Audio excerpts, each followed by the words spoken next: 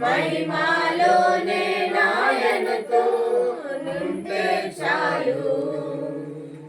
ప్రియ యేసు రాజును నే చూచిన చాలు. మహిమలోనే నాయనతో నుంటే చాలు.